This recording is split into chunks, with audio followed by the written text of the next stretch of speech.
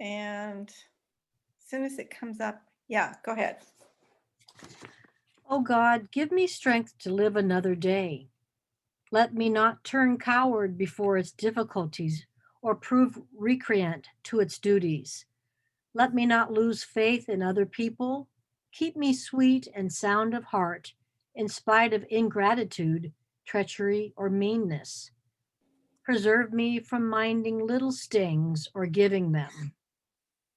Help me to keep my heart clean and to live so honestly and fearlessly that no outward failure can dishearten me or take away the joy of conscious integrity. Open wide the eyes of my soul that I may see good in all things. Grant me this day some new vision of thy truth.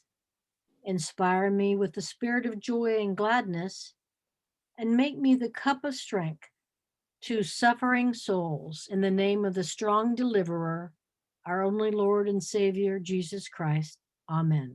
Amen. Amen. Lovely. Nice. Would you send that to all of us, Evie? Sure, that's from Philip Brooks from the day by day readings.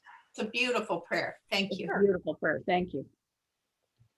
Well, today we have quite the presentation, Holly, and you want to introduce the topic, and also you can decide who goes first. Hi, Carol.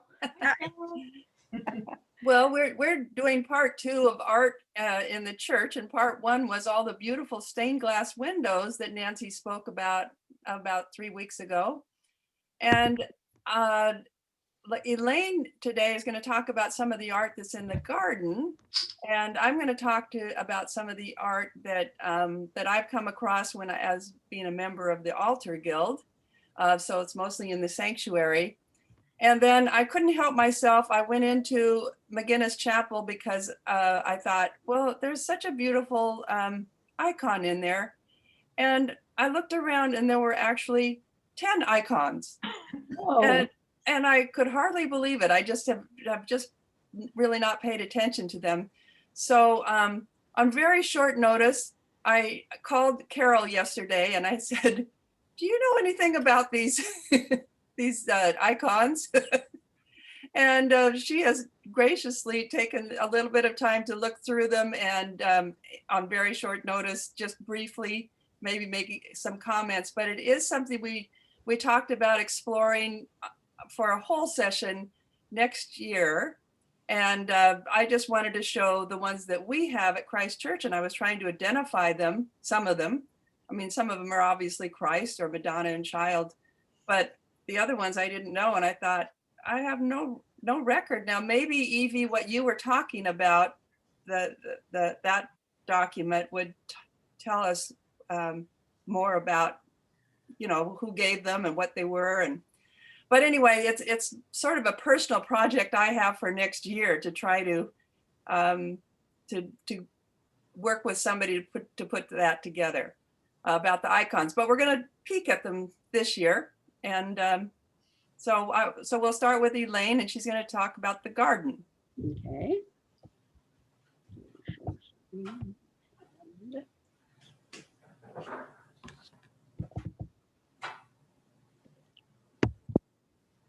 Okay, does that come through on yours? Yes. Yeah.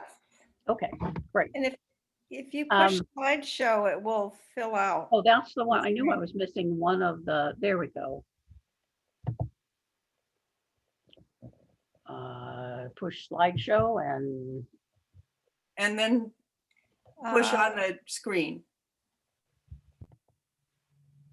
okay. Push on Well, the screen. Anyway, this is looking at the sculptures in the Memorial Garden. And do I have it? Is it okay for you guys yet? Let's see. Or are you seeing everything, including yourselves? No, we're just seeing a smaller version of the slideshow, but it's big enough. Yeah, it's fine. Don't worry about it. Well, is there a play? That may be even, I mean, that may be too small. Let's see. Let's see. Is there a play button? I can't get see that little arrow on from beginning? I don't know. Try that. Yeah, try that and see what happens. Oh, my goodness, that worked for me. All right. So I think of Stop the before garden. we get there so we can eat. And some of these slides, again, are kind of small. I edited them and then they, anyway. I kind of think of the garden as a sculpture in and of itself. So wanted you to know that it was designed by Wallace Huntington, who was a landscape architect and historic preservationist. He worked in the Salem area, was part of the Kay family from the Kay woolen mills, and then ended up practicing in the Portland area, lived out at Champoeg. And he did a No, variety of other stop. gardens, I told including you I'm gonna stop. Tell him. Mary okay. Lou, you may have to mute. Okay. Yeah, I tried. You gotta check this. Just remember. And the first, as you enter the garden, the first sculpture you see is the lambs. And the lambs are symbolic of peace and tolerance. The lambs symbolize Christ and all who were saved by him, and the sacrifice Christ made of his life for us. Evie, do you have anything else to put with that? They're beautiful. Okay. She might be mute. I don't, yes, I wish I knew who donated or who created them, because they are lovely. And I really think they add a lot. I just have to say both my parents are right under there. And so it's a very special place for me. And Now I'm very, keep going forward. Sorry, I was looking for a back arrow. Okay. Okay, just a second. Yeah, I talked to Patsy Sweet this morning and she didn't know who did them either, but oh, wait a second. She did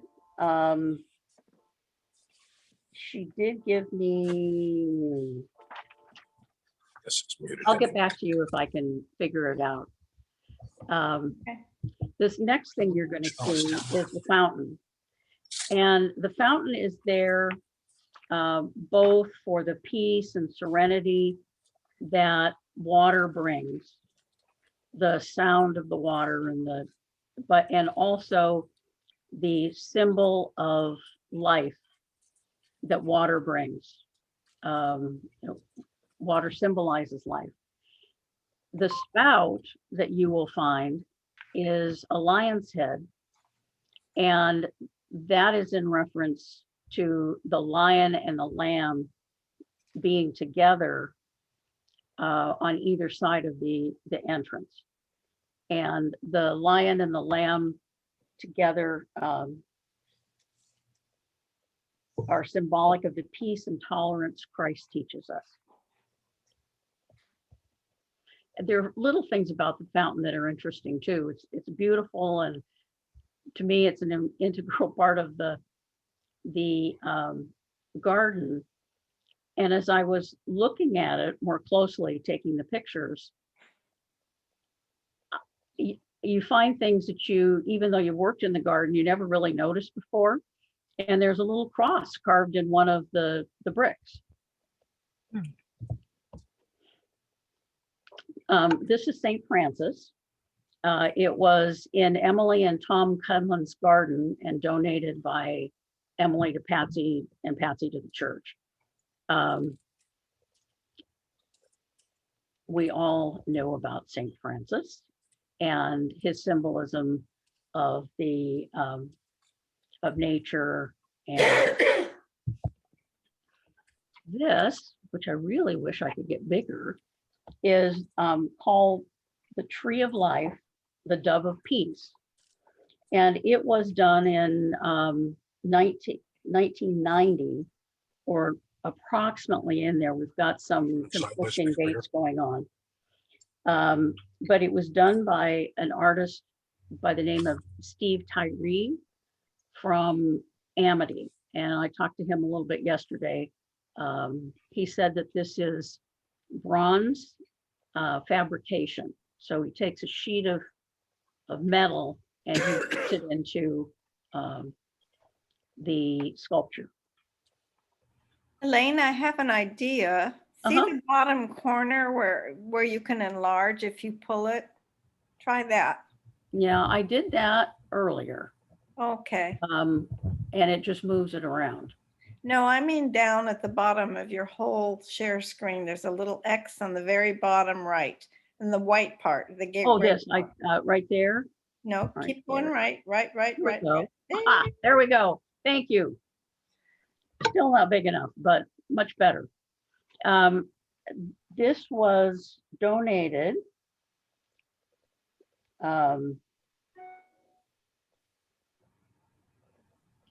And I've got the wrong. I'll run and get it. Because I don't think you can see it if I enlarge it. And I do Can have I- that information. Can I add something to that? Yes, please. That was donated by Joanne Craig in Yes, honor of her husband, William Craig. yes. And Thank you. they were lovely members of Christ Church. Yeah. And my mom knew them, but she no longer lives in the area, but in dedication of her husband. Mhm. And there were a couple other names on there as well. Let me see if. But I don't think you can. I don't think you No, can it's see too them on small. this well enough. No. No. Okay. Very lovely. Yeah. Yes, it's beautiful. If you go when you go into the other garden, you will see this sculpture, and Steve said that he did this one as well. Same time period, but this one says you will. I printed off the wrong page. Okay. You shall find refuge under his wings, which is Psalm 91.4. It reminds us of the beauty of God's earthly creation, shining sincerely as we once again glance upward to their heavenly destination.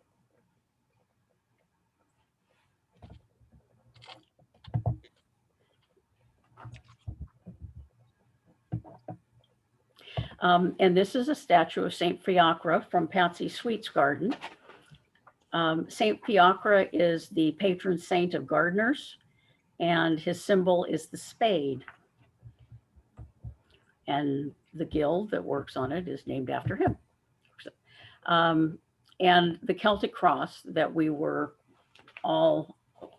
still wondering about in terms of who the artist was and the date that it was installed.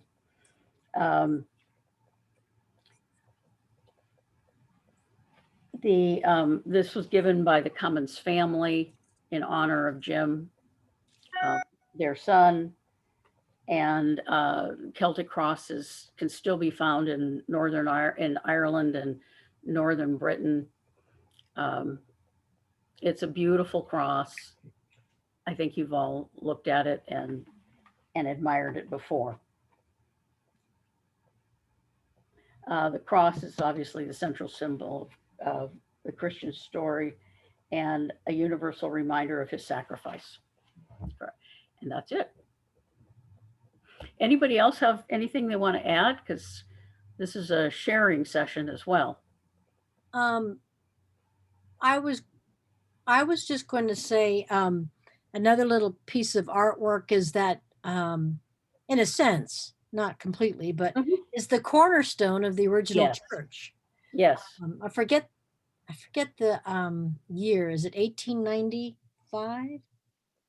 But that's in the garden underneath the guild room windows. And I think it's really cool to have that there. I do too. And I almost took a picture of it. And well, I did take a picture of it somewhere, but I almost included it and then didn't. Being on the St. Fiacre Guild, I try to take the moss off when I see it covering the cornerstone. So, Yes, it's getting a little faded. yeah. I loved seeing the lion there because my dad is buried above the lion. Oh, And I haven't thought about it before, but he loved being a Leo. oh, yeah. And he had a Leo's club, and they would all come and say great things about each other because Leos love to praise. But anyway, that was great to see. Could we see that slide again? Sure.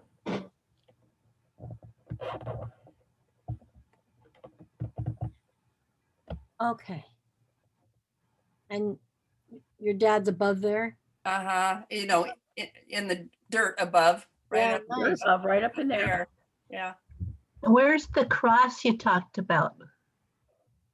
The Celtic cross. Oh, the cross. It's By the lion. it's in another picture. Oh, I see. Oops. Where did I actually saw it? There we go. I don't know how it got there. If you look at the very bottom of the picture, you've got the lion head, the pool, and then down about not quite 6 o'clock, maybe 5:30.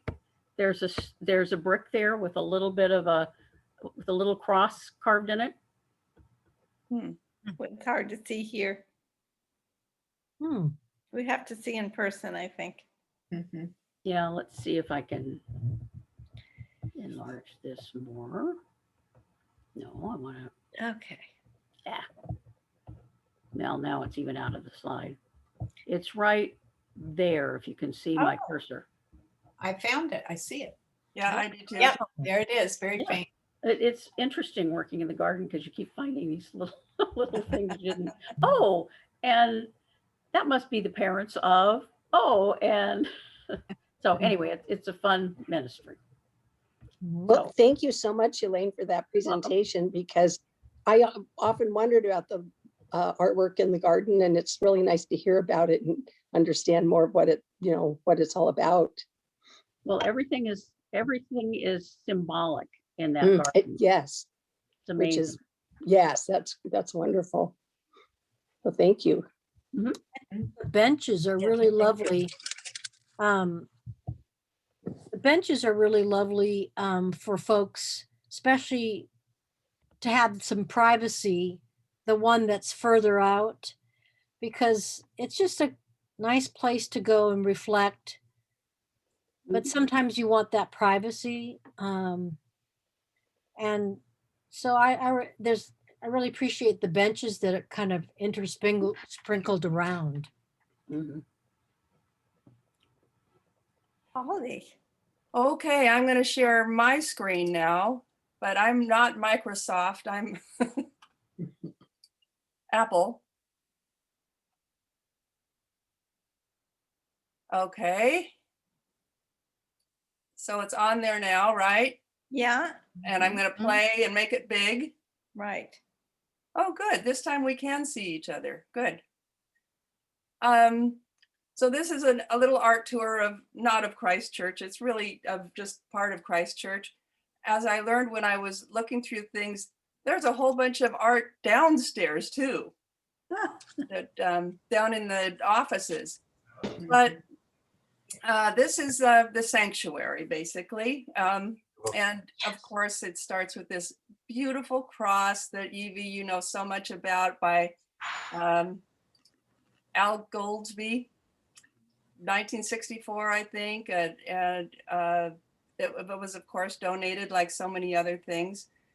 I just think it's beautiful up like it is. I'm going to show you this symbol, the IHS, very famous symbol. I think it's the first three letters of Jesus's name in Greek, I think.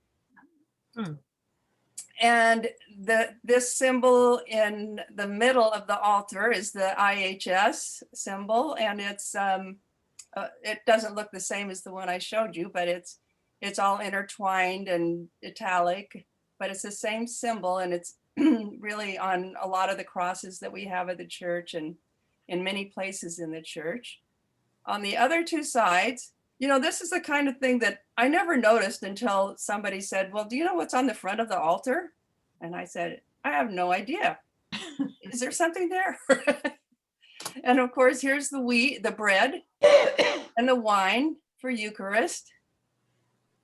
Let's see what my next one is. Oh, on top of the altar, we in the altar guild put a fair linen. And this is a very special fair linen because this is the fair linen that the altar guild donated in memory of Evie's mother, Margaret Proctor. And Margaret loved one of the ones that had some blue in it, one of the other fair linens that we had that went across the altar that had some blue in it. So we got one that had a little very faint blue in it. It came from Portugal, and it's all this work on the edges hand stitched. So it's a very special piece, and it means a lot to those of us on the altar guild. Oh, Holly, I was going to ask you to explain exactly what fair linen means. Well, I will refer to Lizzie Hendricks. Lizzie, can you tell us what fair linen means? Well, my understanding is that the fair part is descriptive, that the linen is atop the altar, and therefore, for some reason, it is then called a fair linen because it covers the altar. I don't know the origin of where the word fair came from. Okay. Yeah. It's last week, Lizzie held this up to me and she said, look at this, it's so beautiful, you can almost see through it. And it is. This is a very small piece. This goes on the credence table, but it shows the delicacy of some of the linens that we put out on the altar and on the credence table. This is the credence table right here. And this is a special credence table. Margaret Proctor, Evie's mom, told me, used to talk about this one and who it was, who made it. And it says on the side here who it was dedicated to in memory of. But this was handcrafted, and it was handcrafted. Are you guys seeing the arrow? Mhm. You see Yes. this work down below here? You like something at Starbucks? Oh, somebody's going to Starbucks. I heard that. Get one for me, please. So this was, as I remember it, Margaret told me, well, this was created to match something that doesn't exist anymore. Well, what that was this frontal, this wooden frontal that is up in front of the organ now. I'm going to go on and show you. So it was made to go with this. The interesting thing is, those of you who haven't been, who didn't come to Christ Church before 2000 have never seen this before, because this piece has been hidden for over 20 years. And it was taken down when there was some work done in the late 90s that that had to do with the organ pipes. I'm not exactly sure what was done, but and it was hidden away. It was stored, and it was stored in this elevator shaft. And apparently nobody really knew what happened to it or figured out. It was just kind of left there. And this year, about 4 months ago, the elevator broke down, and they brought in an elevator repairman, and he opened this one space and he said, well, what's this? And he and Mark Sexton, or Mark, the new sexton, pulled this piece out and said, well, I wonder where this goes. Anyway, they brought in Mark Peterson, who's many of you know, and together they decided that they were going to, they made a project, sort of a pandemic project, to get this piece back up on the altar, and which they did. So it is up there now and looks like this. What was there before, and it never bothered me, but there was just this plain plywood and some 2x4s, and it's been there for 20 years. And we all lived with it. But some of us couldn't live with it, including Mark Peterson. And I don't know how many of you know Mark, but he's a costume designer. He works down in Hollywood, but he's here in Portland a lot, and he's one of our readers and our Eucharistic ministers. Anyway, it bothered him. So he made some cloth or fabric frontals, some beautiful work, including this one. Ooh. That was only up for 2 weeks before the pandemic hit. But he put so much work into this, and it of course has this symbol in the middle and crosses, and he's talked to me about this, and the green of course shows represents growth, and then he's got the crosses. Anyway, so that exists, but now it's covered up. Oh, no. You can't really see this one, but this was 2 years ago Easter, when we really did celebrate Easter in church. And there was this gold and white one that he had made. Whoops. Well, anyway, we now have taken those and put it down on the altar. Oh. So, it's kind of, we gave up putting it up here, although I have to say it was a lot of work and a little bit dangerous to keep putting these things up here. So this is what we've done in the meantime, and I'm not sure what we will do now about these two spaces. Anyway, Mark has worked very hard on these. He made a beautiful one for Christmas as well. And this one he's done has the descending doves, and then around on the corners it has the lilies. And I saw Georgia Ihs today, and she said, I said, is this hand done? And she said, no, it's done by a sort of a computerized sewing machine that costs $40,000. Whoa. But I guess that's what you can do when you're a costumer. So here we are back at the altar, and I'm going to give you a little bit of what we do in Altar Guild, a little bit of language. This is the veil that we put over the chalice, and on top of it is a burse, and this is the Easter season. So this is the set that we use. We call it the white set, although it's cream colored, which is very confusing when you first join Altar Guild and be a part of it. But this is the season, the white season. So we've got these two, and on the lectern we put this, which is gold and red. This is the festival set. We use it also for Christmas and funerals. This is a chasuble. So these were all, actually, I don't know about these, but I don't think they were hand done. But the ones I'm going to show you now, oops, I'm sorry, those are stoles that priests wear and deacons. So you can see there's a whole set with the same sort of design. And when we're working in Altar Guild, we're not always sure which ones to use. So we have a calendar that helps us. And you can see in May on Sundays that we're going to use the festival set until the 23rd, which is red for Pentecost. And we have a red set. And then there's green. Now, we keep the chasubles and many of these things in a plastic bag, and here it says festival set.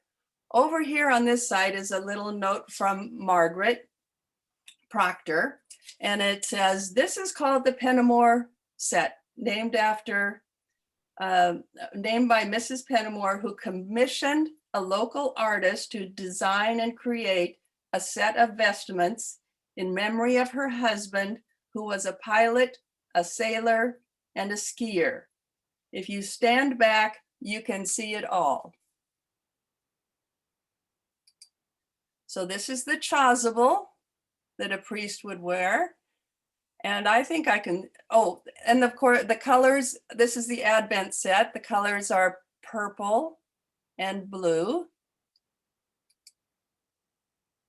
Those are the stoles that were made. Here's the purple and blue in a mountain for a skier and a pilot.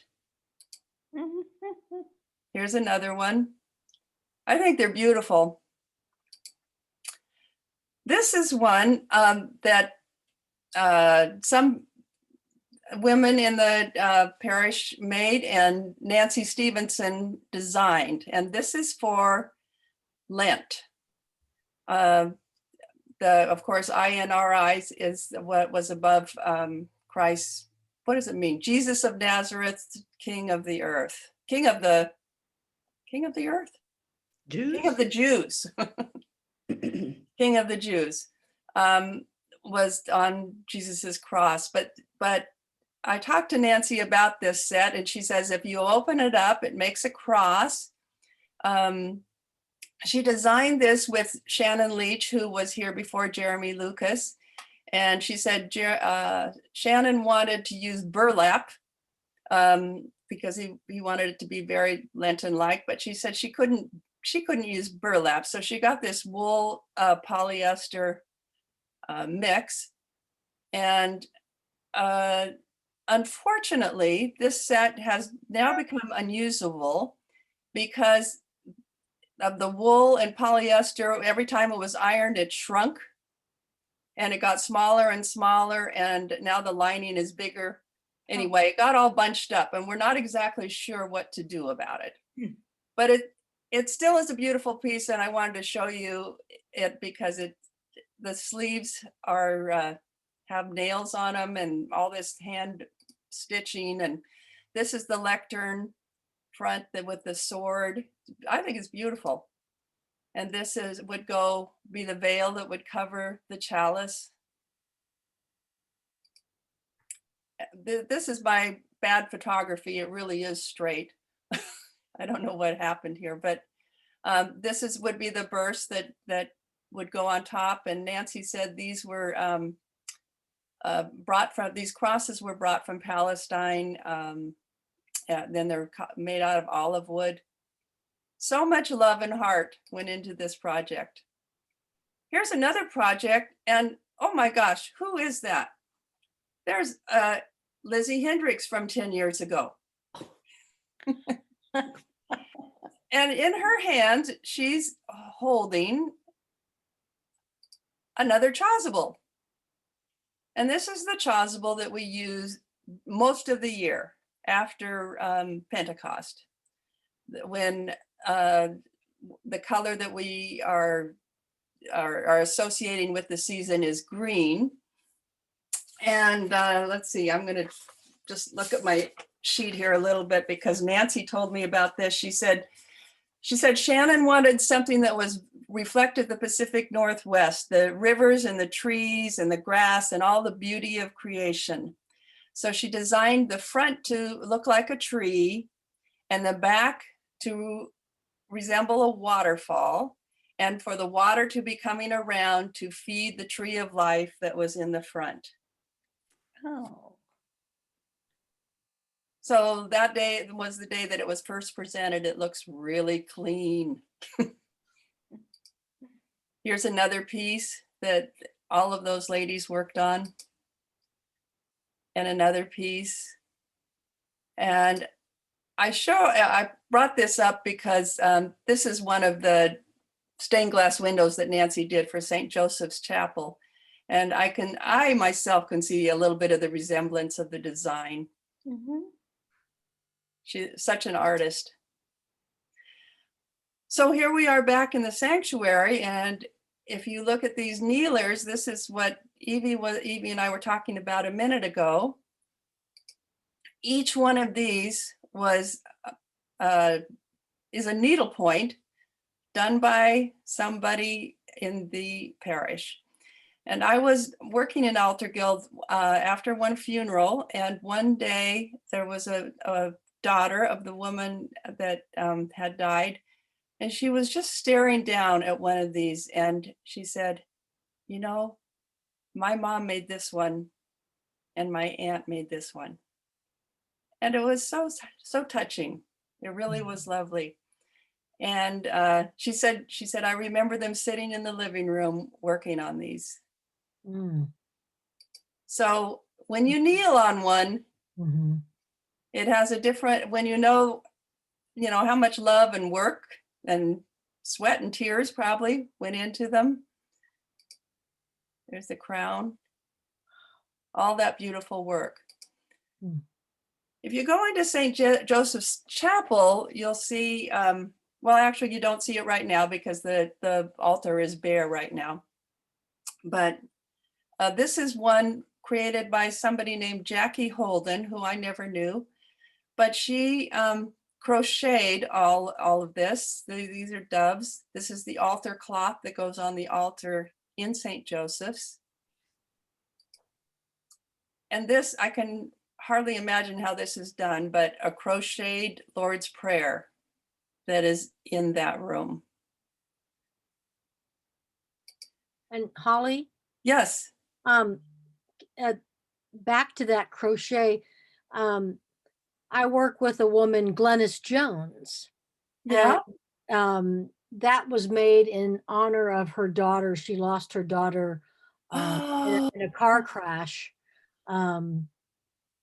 years when I think the woman was only 38 years old. So Glennis Jones is in her early 90s and lives in West Lynn, but she is a parishioner. And that was done in dedication to her daughter. The Lord's Prayer? That crocheted piece? Yeah.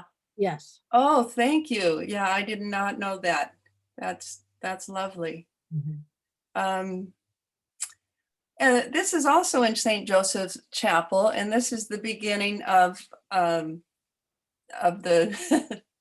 the 10 icons that I'm going to show you. This is the only one that's in St. Joseph's Chapel. It's a mother and child. And this one, I'm sorry, I didn't think this one was first, but this I think is the beautiful one that is actually in the nave, not in Mcginnis Chapel, but in the nave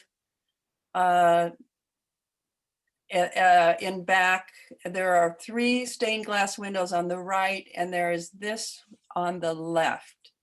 And I think this is the Teaching Christ, but I'm going to turn it over to Carol Hull to see what she can tell us about this icon. This is actually one I can talk about. Oh, good. Yeah, this one is, the type is known as a Christ Pantocrator, or the judge and creator of the world. And in this particular type of icon, there's a distinctive halo that's just used for Christ. Pardon my voice. You can't quite see them, but up at the top are the initials for Jesus Christ. And typically on Orthodox icons, they will have the initials of a name of the person or the theme being depicted. And in this case, he's holding his hand up in a blessing, and he's holding up a gospel. And I don't know exactly what this one says, but it's usually from the Gospel of John. And it could be, I am the way and the truth of the life, or I am the light of the world, something like that. One of us familiar sayings from John. And for those, forgive me if I'm repeating things you already know, but the concept of the icon from the early Orthodox Church is that it's not a graven image or something you worship. The idea is that the icon is a window into heaven. And so they have a frame, like a window frame. And when you gaze at it, you are not venerating the icon itself. You are venerating the divinity, the divine spirit behind it. And they tend to have a very distinctive perspective, which you can see. And it is as if the icon is looking at you. And one of the ways to use icons in prayer and devotion is to simply gaze at it. And sometimes when you do that, you have the sense that the icon is gazing back at you. Can't make it happen, but sometimes it does. And that's an amazing spiritual experience. And so there are several basic types of icons. This is one right here. And you see this one a lot. If you go into Orthodox churches, it'll be in the dome, up in the dome of the church. I'm sorry, I apologize. My voice is so bad. Icons began very early in the Orthodox Church, but there was a time, I can't remember exactly when, 7th, 6th century, when there was a controversy over the use of them. There were some people who claimed they were idolatrous. And so that's where the term iconoclast comes from, because when that extreme wing got control, many of the icons made up until that time were destroyed. So there are only a very, very few early icons that have survived. Probably the most famous one of Christ is in the chapel at Mount Sinai. And it's this particular type. So there's one there that's from the 4th century that's amazing. And so you see this Christ Pantocrator icon in many different styles over centuries of time, but they're basically the same look. I have one question, Yeah. Carol. The symbol of the blessing, Yes. is that what a priest does when you're giving a blessing? You mean the gesture of the hand? Yeah. And yes, it would have been in the Orthodox tradition. Oh, okay. Yeah. But not in the Episcopal tradition? Well, I could be, I guess. I just haven't usually used. Okay. People just use the hand. Yeah. Well, But you can see that gesture in other icons. yeah. One thing about this particular one, the original, and a little bit of this one does too. If you were to look at the original and put your hand so that you down the middle of it, one side of it will be an eye that looks a little more judging, and the other side will be an eye that looks a little bit more compassion. So How interesting. it's really fascinating. It's not so apparent in this one, but in some of them it is, and particularly in that one. And you so often see reproductions of that other one that you've probably seen it and maybe not realize what it was. Well, it might be one of the other ones. I'll go into right. the other room, which is the Mcginnis Chapel now. Okay. Now wow. this yeah. is what we used to have somewhere. Okay. They were all grouped together. Yeah. And I think they're beautiful like this. Now they've all been scattered around St. Mcginnis Chapel. You know, I was wondering, wait a minute, go back. Could you go back to that picture? I'm sorry, I can't. Okay. I don't know how. Okay. Well, the picture that you just showed me, Yeah. bottom right, was a reproduction of that Mount Sinai icon. Oh. Well, maybe we'll see it again then. Okay. All right. Holly, Yes. I want to add about that last icon. Yes. I sent this on, but I'm not sure it got added to our history, that Mike and Barbara Davis donated that icon. It's always been special to me because I've been an usher so much, and it's right by the usher area. They bought it on a trip to Russia, and they went to the home of an I can't pronounce it. An iconographer. Yeah. And chose one. He mailed it to me, and we gave it to CCP in memory of Mike's mother, Lucille. It's beautiful. Thank It is you. really a very fine quality icon. I wonder what city they were in, because when I was in Russia, I went to Pskov, and there's a very famous contemporary iconographer there. So I kind of wonder if maybe it was the same one. But anyway, yeah, that's a beautiful icon. Well, to me, it seems like those icons disappeared at the altar when the city of Lake Oswego came in, and they put them over there on that wall. They're out at, the last time I was in there, it was on a wall where we used to store chairs. That's not really visible. Yeah, I think maybe we can work on that and maybe get them, presented differently. And Yeah, so have our church back. And also, Christine Boyd is an iconologist. Yeah. And I know we'd love to have her talk someday about, and actually we might be able to go with her through these and find out a lot more. Yeah, So this is kind of a preview of what we want to do next year.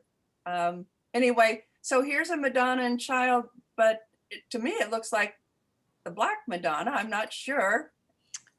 Here's another one. yeah. You know, one thing that you now see, because I'm not seeing them in person, I'm not sure, but originally the icons were painted on wood.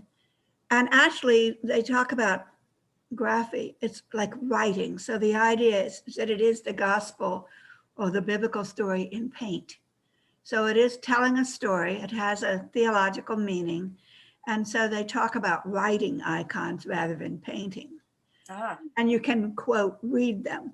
So originally they were done on wood, they still are, but in some cases, later on, like silver covers were put over them. I think you showed me one like that, where you're just seeing the face of the icon and all the rest of it is covered up by a silver plate. And this, because I'm not seeing it in person, I don't know whether it's painted like this or whether that's an overlay.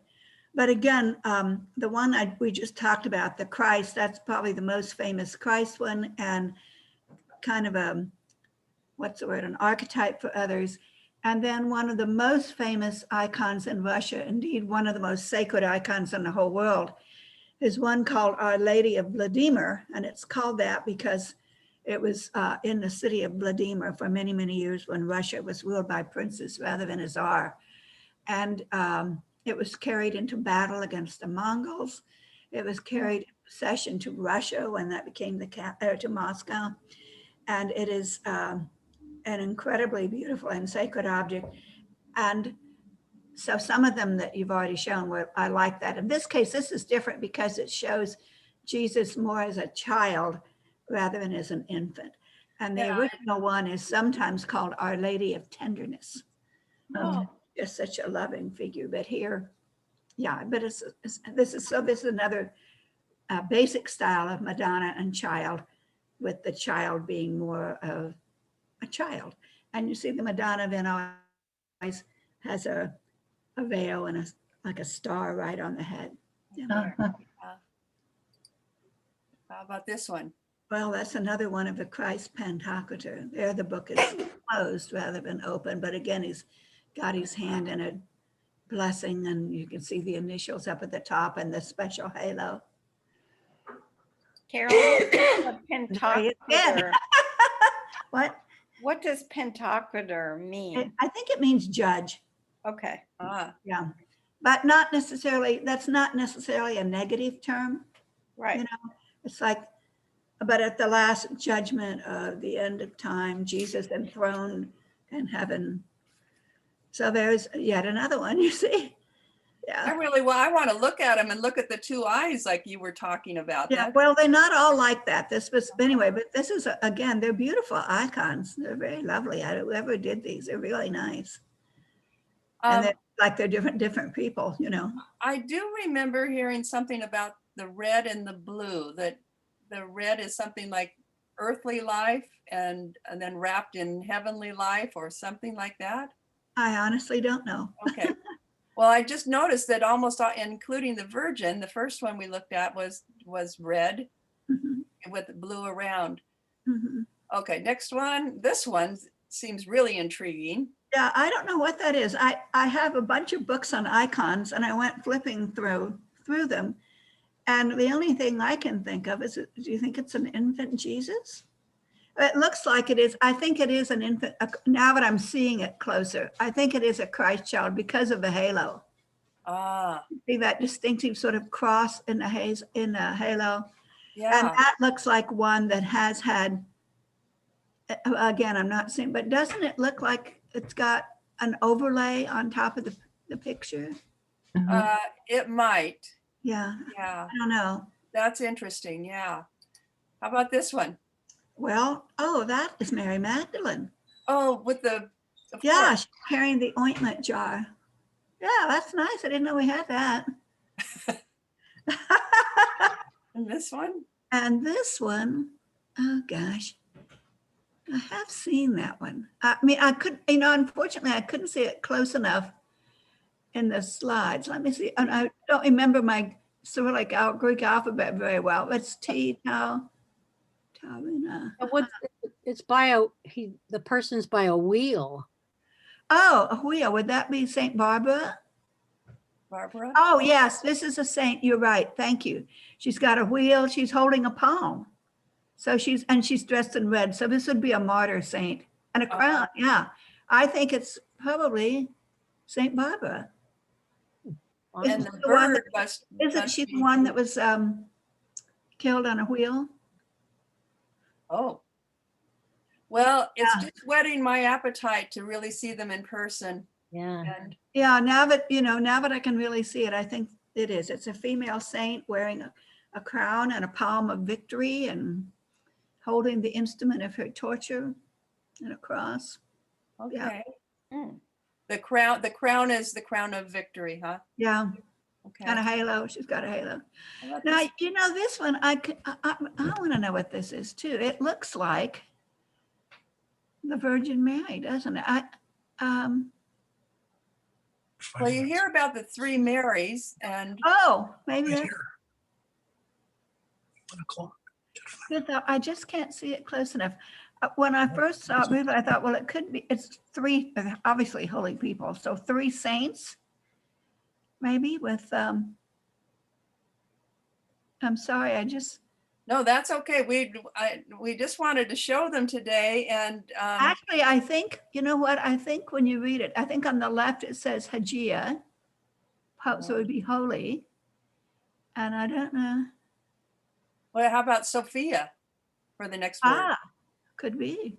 It looks like maybe so. C is an S and Mhm. And I can't see it close enough to see if the female saints at the bottom, if they're holding, they're holding symbols. In fact, it looks like a couple of them are holding crosses. That would I be. think they're crosses. I think they. So I think that would be symbols of martyrdom. Hmm. Well, I'm sorry. How about this? Oh, now let's see who that one says. Hagia. Looks like Marina? yeah, Mary. Yeah, it looks like Mary, doesn't it? Okay. Hmm. Well, anyway, that's a preview for something we want to do next year. We want to do a session on, and thank you, Bobby, for reminding me Yes. about Yeah, Christine, because Christine is, has works on her own. Right. And She she's has. She's done some beautiful work and she really knows about it. a real expert on these. Does anybody have any other comments on either the first part or? Why don't you find the one that had them all in a group? Because that's the one we're supposed to take a look at for the one at the bottom right. Well, the ones you've showed me, these are all obviously, quote, original icons. They're very lovely. Okay, so you can enlarge it.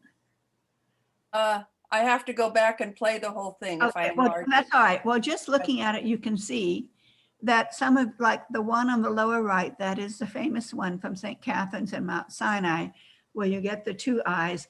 It's one of the earliest surviving icons in the world. So clearly, obviously, we're seeing a reproduction here, but that's widely reproduced. And then the bottom one, of course, is a very famous icon of a Trinity that's in the Trinity Monastery where St. Sergius was. And Where is that from?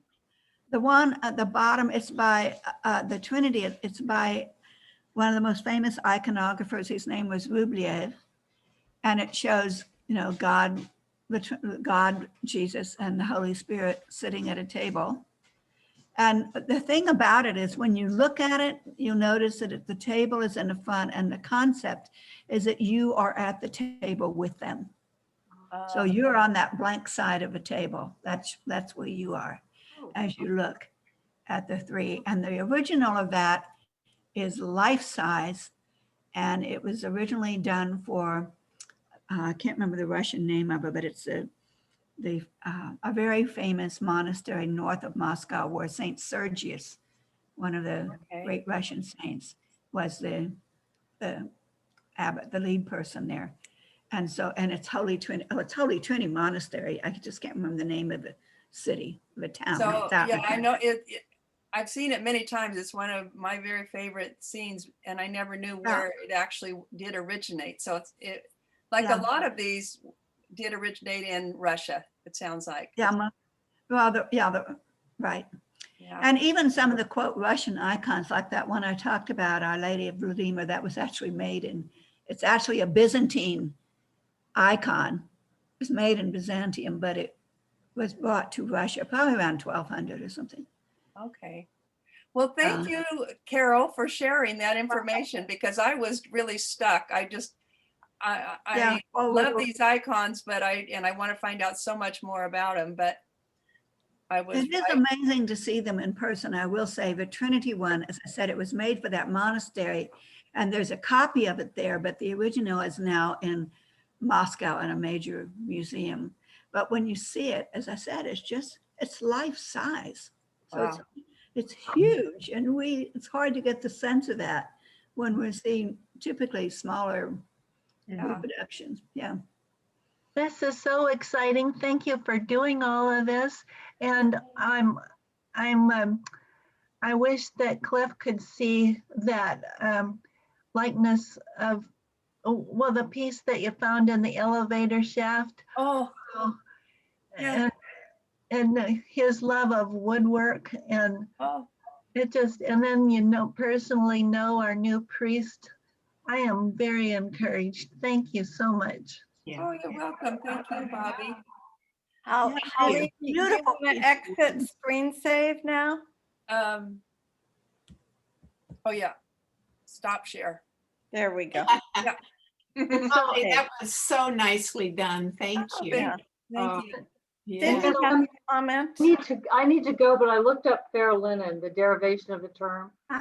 It's linen of the highest quality. That suited for use on an altar, although other fabric is more common now. It used to be the highest quality of linen. And pancreator means all knowing, almighty, or ruler of the world. I just I gotta go. Love you guys. Good to see you. So others that missed this will be able to look at the recording? We hope so. Okay. I've been having a little trouble with the recording, retrieving it. Okay. But my hope is we'll be successful. Okay. Thank you. Thank Well, you, I- Elaine. Wow, it was Thank really you, Elaine and interesting. Holly. Yeah. Great job. Yes, I wanted to add my thanks to Carol and Holly too, as well as Elaine. It was wonderful. Yeah. Yes. And Elaine for the garden. That was very interesting. too. Mhm. Yep. Thank you all. Thank you. Okay. All right, then. Are we over, Holly? We are over, yes. Or do Okay. you, Evie, do you want to, no, you don't want to lead the prayer, do you? I have a very quick blessing. Okay, Thank let's do you. it. Let's Okay. do that. Thank you again, ladies. That was really informative.